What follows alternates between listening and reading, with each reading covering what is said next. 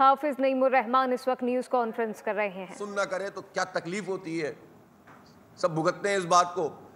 فلسطین میں ہمارے بچے بغیر انستھیزیا کے ان کی سرجری ہو رہی ہے، کتنے لوگ تو اسی میں شہید ہو جاتے ہوں گے، چیخ رہے ہیں، چلا رہے ہیں اور کوئی پوچھنے والا نہیں ہے۔ اور مسلم حکمرانوں کی بےغیرتی کا عالم دیکھیں آپ،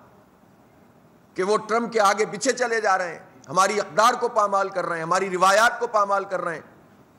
بھتہ لینے کے لیے آیا تھا ٹرمپ گلف میں اور اس نے بھتہ وصول کیا ہے، پھر مذاق بھی اڑاتا ہے اور بچھے ہوئے ہیں اور تیار ہیں۔ کل بھی امریکہ نے یہ بیان دیا ہے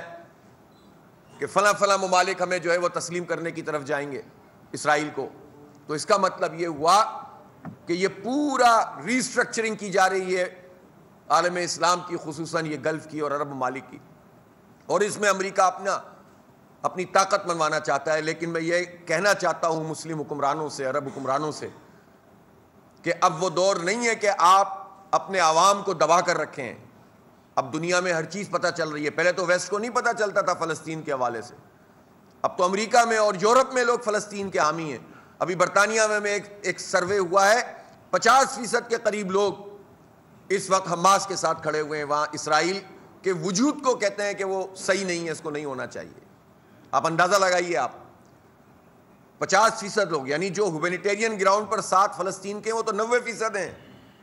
لیکن جو اسرائیل کو کہتے ہیں کہ نہیں ہونا چاہیے وہ 50% کے قریب لوگ ہیں، 45-50%۔ یہ تو برطانیہ کا معاملہ ہے، خود امریکہ میں یہ ہو رہا ہے۔ تو کیا یہ مسلم حکمران سمجھتے ہیں کہ وہ اپنے عوام کو دبا لیں گے اور ان کا اقتدار امریکہ کی مدد سے برقرار رہے گا؟ ایسا لاوا ہے کہ جو پک رہا ہے، اس کا اندازہ کریں لوگ۔ اگر انسانی بنیاد پر اندازہ نہیں کر رہے تو کم از کم حالات کا تو ادراک کریں اور فلسطینیوں کے لیے کچھ کریں۔ تو یہ تحریک بھی جاری رہے گی انشاءاللہ، فلسطینیوں کی حمایت کی، اور ان کی مدد کے لیے بھی جو ہو سکتا ہے وہ ہم کریں گے۔ جو الخدمت کے پلیٹ فارم سے الحمدللہ ہم نے جتنا سامان ہم پہنچا سکتے ہیں جو وہاں پہنچ جاتا ہے، اس کا ایک نظام بنایا ہوا ہے۔ کائرو میں بھی ہمارا سسٹم ہے، خود فلسطین کے اندر بھی انٹرنل سسٹم ہے، جیسے ہی امداد اندر جاتی ہے فوراً اس کی ڈسٹریبیوشن کا اور ایک الحمدللہ نظام ہے، لیکن وہ تو بہت محدود ہے۔ یہ تو ہم جو کر سکتے ہیں یہ تو اس لیے کر رہے ہیں کہ یہ ہمارا ایمانی فرض ہے اور وہ ہمیں کرتے رہنا ہے، وہ اس سے زیادہ کرنا ہے جتنا کر رہے ہیں۔ عوام سے بھی میں اپیل کرتا ہوں کہ اس میں تعاون کریں، لیکن جو حکومتوں کے اور ریاستوں کے کرنے کا کام ہے وہ تو ریاست ہی کر سکتی ہے۔ سب سے بڑی ان کی خدمت یہ ہے کہ یہ جینوسائیڈ رکے، یہ نسل کشی رکے۔ اسی طرح ہم بائیکاٹ کے میدان میں، ہم نہیں چاہتے کہ کسی ہم دکان کو توڑیں، لیکن ہم یہ تو چاہتے ہیں کہ ہم اپنے شعور کی بنیاد پر ایسی پروڈکٹ کا بائیکاٹ کریں جو اسرائیل کو فائدہ پہنچاتی ہیں، اور اس کے لیے ہمارے بچے، ہمارے نوجوان، ہماری خواتین، یہ سب یہ اویئرنیس پیدا کریں۔ کچھ اور نہیں کر سکتے ہم، کم از کم یہ کام تو کر سکتے ہیں۔ تو اس لیے اس بائیکاٹ کی کیمپین کو بھی آگے بڑھائیں گے۔ موبلائزیشن کا یہ عمل بھی جاری رہے گا۔ 1 جون کو انشاءاللہ حیدرآباد میں بہت بڑا مارچ ہوگا، اور اللہ نے چاہا تو یہ حیدرآباد کی ہسٹری کا سب سے بڑا مارچ ہوگا انشاءاللہ، اور اسی طرح سے ہم اپنا اس سلسلہ جاری رکھیں گے۔ تو غزہ کے لیے سب کو کھڑا ہونا پڑے گا، حکومت کو بھی اپنا رول ادا کرنا پڑے گا۔ دیکھیں پاک بھارت جنگ جو ابھی ہماری پچھلے دنوں ہوئی ہے، اس کے بعد اب پاکستان کی امپورٹنس بڑھ گئی ہے۔ اب پاکستان کی طرف پہلے بھی لوگ نظریں کرتے تھے، اب زیادہ کرتے ہیں۔ اب اگر ہماری آرمی نے اپنی پروفیشنل اسکل دکھائی ہے،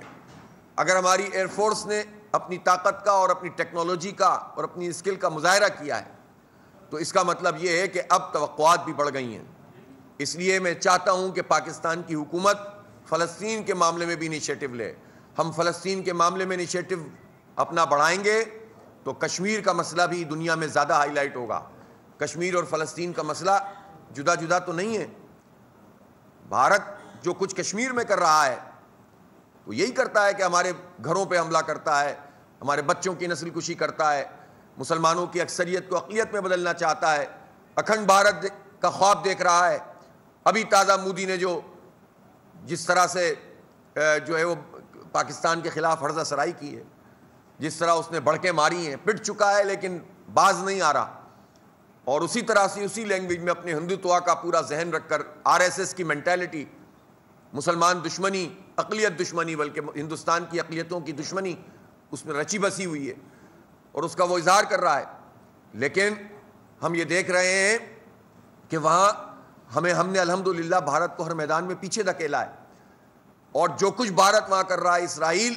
فلسطین میں یہی تو کر رہا ہے، ہماری نسل کشی کر رہا ہے، وہاں ہمارے گھروں کو برباد کرتے ہیں، ہمارا پورا غزہ انہوں نے ملیا میٹ کر دیا، ویسٹ بینک پہ انہوں نے گھر گرا دیے ہیں، 100 سال سے یہ عمل جاری ہے،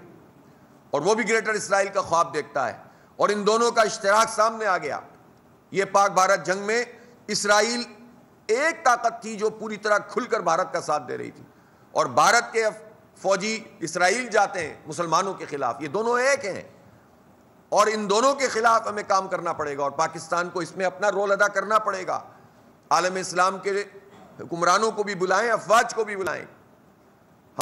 ہم میسج دیں گے تو انشاءاللہ اس کو پیچھے ہٹنا پڑے گا۔ اب تک اسرائیل اسی لیے دندناتا پھر رہا ہے کہ مسلم حکمرانوں کی طرف سے کوئی واضح میسج نہیں گیا اس کے پاس، افواج کی طرف سے بھی نہیں گیا، اس لیے اب ہماری پوزیشن پہلے کے مقابلے میں اور زیادہ بڑھ گئی ہے، اور زیادہ لوگ ہماری طرف دیکھ رہے ہیں، ہم ایک نیوکلیئر پاور ہیں، ہم ایک پروفیشنل آرمی رکھتے ہیں، ہماری ایئر فورس اس وقت دنیا کی ٹاپ کی ایئر فورس میں شامل ہے، تو اس لیے ہماری ذمہ داری ہے کہ ہم اپنے فلسطینی بھائیوں کے لیے بھی آگے بڑھ کر کام کریں۔ جہاں تک یہ پاک بھارت کشیدگی کا تعلق ہے، مودی جتنی بھی بات کر لیں، لیکن یہ بات اب دنیا کو پتہ چل گئی ہے کہ بھارت کا جو متھ تھا، اس نے جو تاثر بنایا ہوا تھا، وہ سب گر گیا ہے، اس کا گھمنڈ، اس کا ناز، اس کا غرور، تکبر سب خاک میں مل گیا ہے،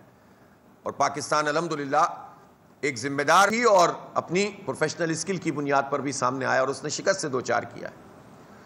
اور اس میں کوئی شک ہی نہیں ہے کہ بھارت کے قدم بہت پیچھے کی طرف گئے، اس کی ٹیکنالوجی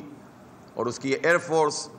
اور اس کی جو بھی صلاحیت ہو سکتی تھی، وہ سب کو ہم نے الحمدللہ بھرپور طریقے سے نشانہ بنایا ہے۔ لیکن ہم اگر یہ توقع کریں کہ بھارت آرام سے بیٹھ جائے گا، وہ دو کام کر سکتا ہے، ایک تو وہ چھپ کر وار کرنے کے عادی ہیں، یہ لوگ وہ انفلٹریشن کرتے ہیں، وہ انسرجنسیز کرتے ہیں، وہ پراکسی لڑتے ہیں، وہ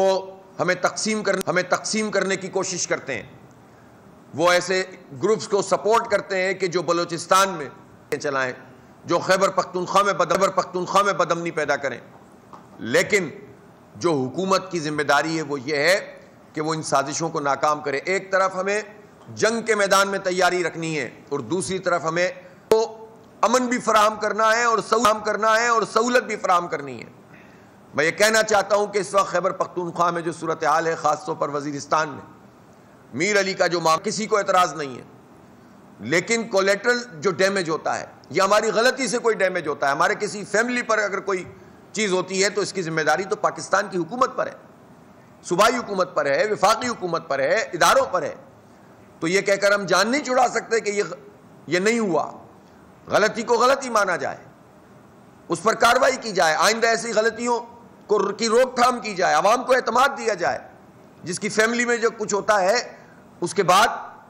آپ پورے علاقے، پورے محلے پہ جو اثرات مرتب ہوتے ہیں، تو دشمن انہی چیزوں کا تو انتظار کر رہا ہوتا ہے۔ تو ہم دشمن کو کیوں موقع فراہم کریں؟ ہم اپنے لوگوں سے کیوں بات نہیں کرتے؟ وہ جو دھرنا وہاں پر وزیرستان میں موجود ہے، اس پر بات ہونی چاہیے، گفتگو ہونی چاہیے، ان کے مطالبات جائز ہیں کہ جس نے بھی یہ کام کیا ہے اس کو آپ اس کے خلاف کارروائی کریں، جو قانون اور ضابطے کے مطابق کریں۔